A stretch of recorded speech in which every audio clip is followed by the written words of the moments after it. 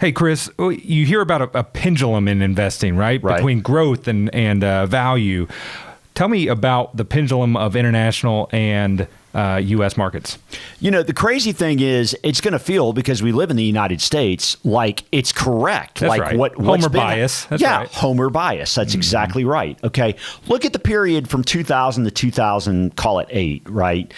The international side outperformed the U.S. by nearly 75% during that time period. And if you look at it through 2014, they were about even. Okay. That's right. But there are periods of outperformance that occur, and this was one of them. So let's look at this period now, because you've got the international side starting to do better this year.